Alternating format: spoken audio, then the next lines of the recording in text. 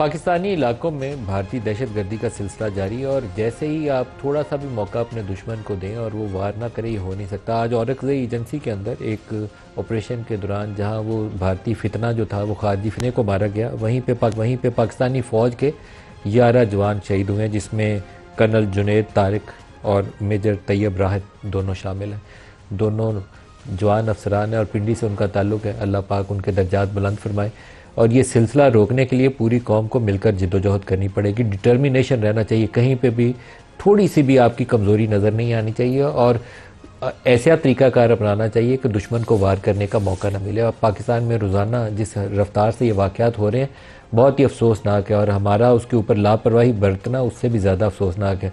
लापरवाही मैं इस सेंस में कह रहा हूँ कि इस पर पार्लियामेंट के इजलास होने चाहिए तौर से, और जहाँ पे भी आपको गैप्स नज़र आते हैं, लूप होल नज़र आते हैं, अपनी नेशनल एक्शन प्लान को मौसर करना है, तमाम चीज़ों को बैक वक्त एक कम्प्रीहेंसिव स्ट्रेटजी के तहत उसको एड्रेस करना चाहिए।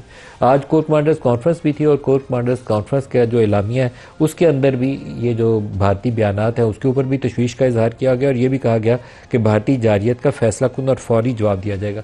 ये फील्ड मार्शल आसिम मुनीर का स्टेटमेंट है। किसी भी नए नॉर्मल, वो इंडिया वाले कहते हैं न्यू नॉर्मल है कि हम जहाँ दिल आएगा उसके ऊपर जाके अटैक करेंगे, तो उसके ऊपर भी उन्होंने कहा कि सख्त रद्द-ए-अमल दिया जाएगा। भारतीय स्पॉन्सर्ड दहशतगर्द नेटवर्क्स के खिलाफ जामे ऑपरेशन जारी रहेगा।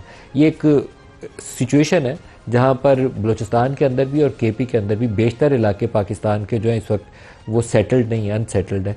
डीआई खान जो खुद अभी जो प्रेजेंट चीफ मिनिस्टर केपी के हैं, उनका जो अपना इलाका है वो खुद अपने इलाके में नहीं जा सकते सिक्योरिटी कवर के बगैर, ये सूरत हाल है।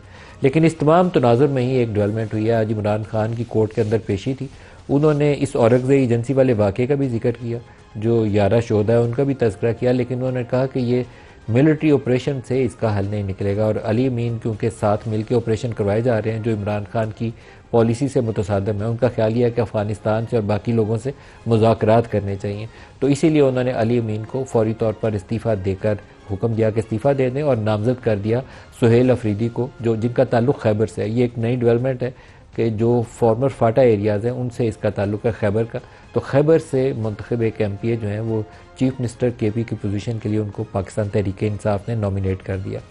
क्या वो चीफ मिनिस्टर केपी की कुर्सी तक पहुंच जाएंगे, हल्फ उठा लेंगे, इसके ऊपर सवालिया निशान है।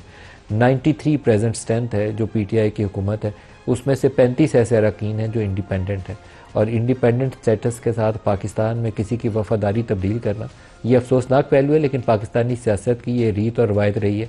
ताकतवर लोग आम तौर पर 15-20 बंदे तोड़ते हुए ना ज़्यादा मुश्किल नहीं होती।